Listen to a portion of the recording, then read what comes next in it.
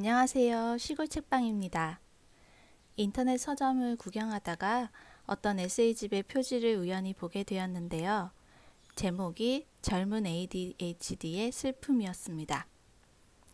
제목은 분명 슬픔이라고 돼 있는데 표지의 그림은 참 귀엽고 밝았습니다. 분명히 슬픈 이야기는 아니겠다고 생각하고 흥미가 생겼어요. 게다가 요즘 인터넷에는 간단한 ADHD 테스트도 돌고 있고 많은 아이들이 ADHD를 앓고 있다는 이야기도 들었던 터라 호기심도 생겼습니다. 저도 가끔 하던 일을 잊어버리고 한 군데에 집중이 오래되지 않아서 내가 성인 ADHD가 아닐까 의심을 해본 적도 있어서 ADHD라는 성향을 성인이 돼서도 가지고 있는 사람은 어떤 삶을 살까? 나하고는 많이 다른 삶일까 궁금해서 이 책을 읽게 되었습니다. 출판사는 민음사이고 작가는 정지음 님입니다. 정지음 님은 현재 30대 초반이고 20대 중반쯤 ADHD 진단을 받았다고 합니다. 그 후 약을 먹으며 어떻게 세상에 잘 버무려지고 살고 있는지 너무나 솔직하고 재미있게 이야기해 줍니다. 92년생인 작가님의 글은 정말 통통 튀고 재기발랄합니다. 다른 책에서는 보지 못한 재미난 표현이 아주 많아요. 가끔 저도 써먹고 싶을 정도로 재미있습니다. 그렇다고 아주 가볍기만 한 이야기는 아닙니다. 작가님이 저돌적으로 부딪혀오며 배운 인생 이야기는 가볍게 표현했지만 절대 가볍지 않고 묵직합니다. 처음 작가님은 담배를 끊지 못하는 자신에게 무슨 문제가 있을까 싶어서 충동적으로 정신과에 방문하게 됩니다. 정신과 의사 선생님은 상담 후 ADHD가 의심된다고 검사를 해보자고 합니다. 검사 후 ADHD와 우울증이 병명으로 나와버렸고 작가님은 처음엔 고장난 자신의 뇌를 탓하며 자신을 마음껏 괴롭힙니다. 작가님이 처음 정신과에 방문하여 상담한 내용을 잠깐 읽어보겠습니다. 나는 마법상점 주인을 독대하며 엄청 똑똑한 의사도 마음대로 할 수 있는 건 별로 없구나. 그런데 책이 많네. 이걸 다 읽은 건가? 라는 상념에 빠져 있었다. 원장님이 포켓몬스터의 오박사를 닮았다고. 그래서 그 앞에 손을 포개고 앉은 내가 포켓몬 같다고도 생각했다. 가끔은 슬픈데도 잡생각을 한다는 것 때문에 슬픔의 진위를 의심하게 되었다. 너무나 궁금해 한달음에 달려온 병원이면서 진료 자체를 지루해하는 내가 남처럼 낯설었다. 결과는 검사 일주일 후에야 들을 수 있었다. 검사 결과가 어떻게 나올지 불안했지만 모를 때의 불안이 안 뒤의 불안보다 낫다는 걸 그땐 몰랐다. 뭔가를 모른다는 건 때로 위험에 노출되지 않았다는 뜻이었다. 일주일 후 나는 스스로의 본질에 다가선 대가로 본질이 원래 붕괴되어 있었다는 진단을 받았다. 담배나 끊을 때가 아니었다. 다음 남자친구를 찾을 때도 아니고 술이나 커피를 퍼마실 때도 아니었다. 내가 정말 포켓몬이었으면 좋겠다고 생각했다. 이번 삶은 여기까지만 나대고 몬스터볼에 들어가 평생 숨고 싶었다. 사람들이 초라한 나를 알아챌까 두려웠다. 하지만 나를 가장 움츠러들게 하는 건 역시 나 자신의 시선이었다. 나는 정신과 환자가 된 내가 낯설고 징그러웠다. 그래서 얼마 동안 나를 버렸다. 나를 버리는 일은 너무 쉬웠고 그 당시 나의 최선이었다. 그러다 어떤 계기로 작가님은 ADHD를 받아들이기로 결심하고 그렇다면 ADHD와 행복하게 지내야겠다고 생각합니다. 아마 기본적인 작가님의 내면은 다행히도 긍정 쪽을 향하고 있었나 봐요. 그러기 위해 할 것과 하지 말아야 할 것을 결정합니다. 그렇게 계획을 세워 더 이상 자신을 세상과 맞짱 떠 상처받지 않도록 자기 자신을 잘 관리합니다.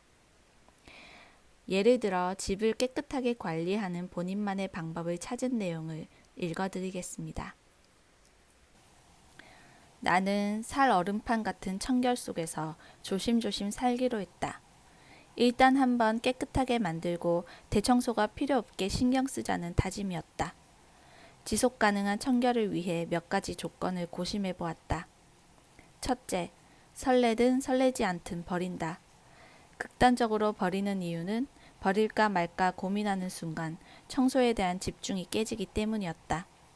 추억에 얽힌 물건이 발견되면 나는 단번에 시간 여행자가 되었다. 둘째, 청소 장비를 업그레이드한다. 어떻게 하면 내게 빠릿빠릿 청소를 시킬 수 있을까 궁리하다 청소에 따르는 준비 과정을 최대한 줄여보기로 했다. 집안일을 미루는 이유 중 하나는 집안일을 위해 해야 할 집안일들이 싫었기 때문이었다. 부지런할 자신이 없어서 값이 좀 나가도 편한 도구들을 마련했다. 셋째, 옷은 눈에 안 보이는 곳에 처리한다. 여태까지 옷 관리가 안 된 이유를 생각하니 옷을 너무 완벽히 관리하려 했기 때문이다.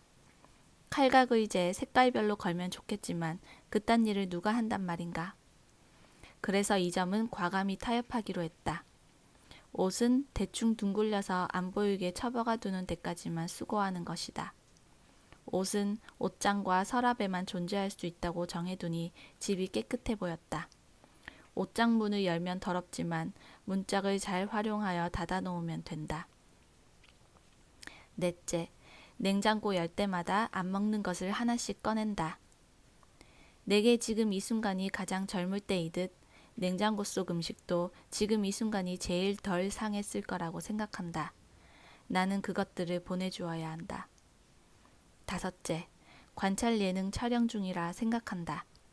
일단 남에게 보여도 되는 최소한의 상태를 만들고 내가 만족할 수 있게 다시 정리하는 게 좋았다. 여섯째, 능력껏 적당히 한다. 완전 무결하게 깨끗하려다 보면 완전 무결하게 더러워지고 만다.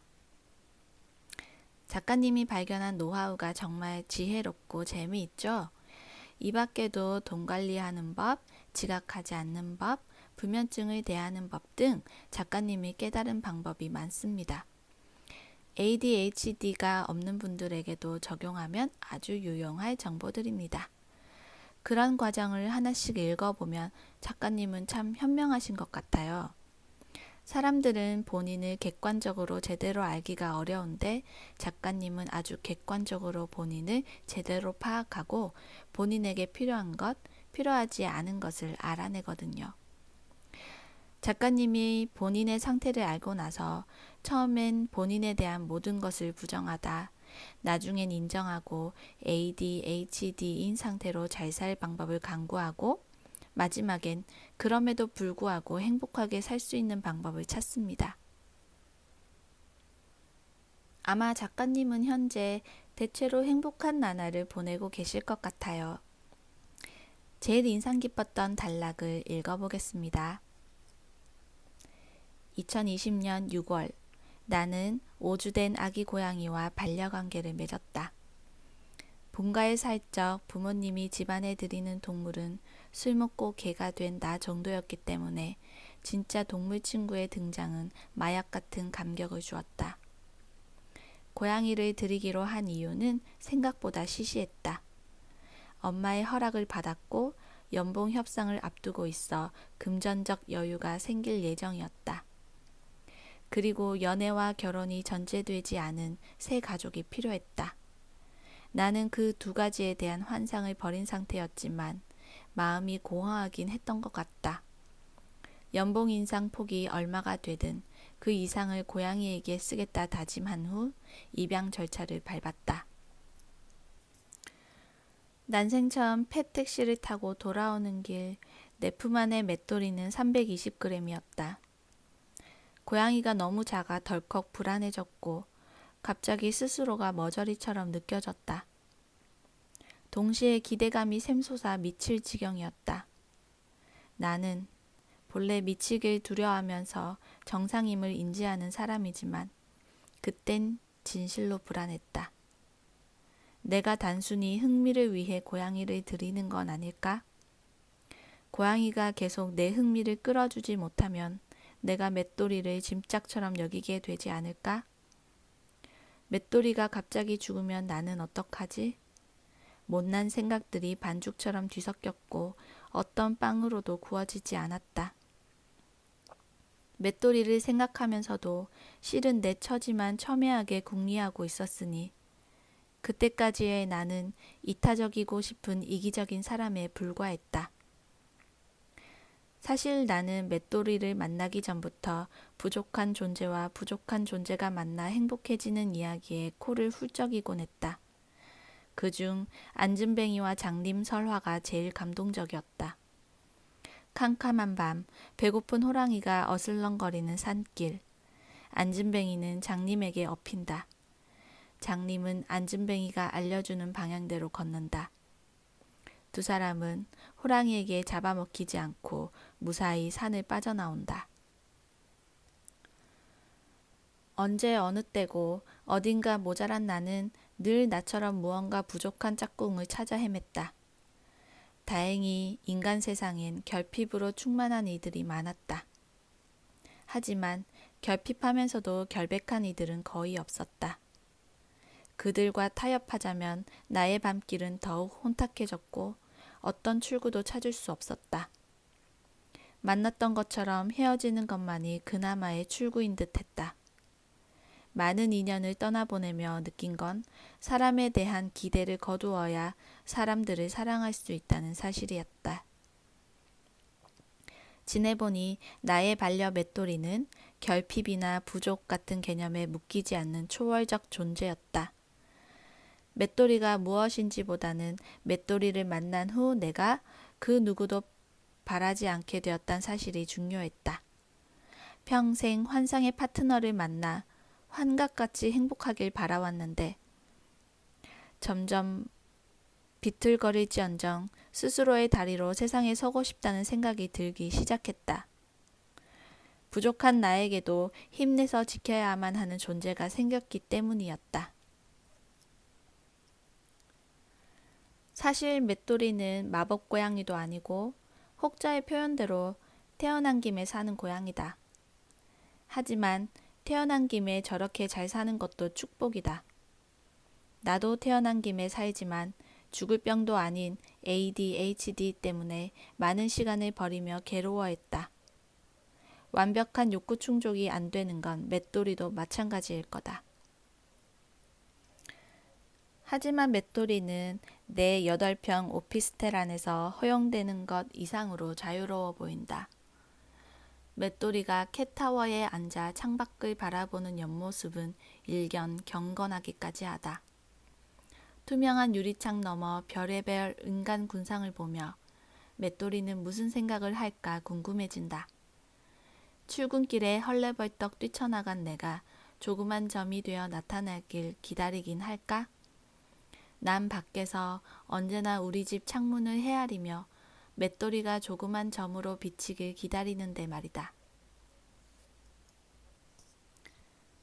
결핍이 있는 존재가 다른 결핍이 있는 존재를 만나 행복해지는 일은 어쩌면 힘든 일일 겁니다. 그렇지만 내가 가진 결핍을 알고 상대방의 결핍을 이해하는 과정이 있다면 그 두 사람은 헤어져야 할 만큼 힘든 일은 없을 것 같아요. 작가님이 맷돌이를 만난 시점도 작가님의 결핍이 뭔지 알고 난 후였기 때문에 작가님은 맷돌이와 해피하게 잘 사실 것 같아요. 맷돌이가 복이 많은 고양이라는 생각이 듭니다. 사람에게 이해받기 어려운 동물인데 말이죠.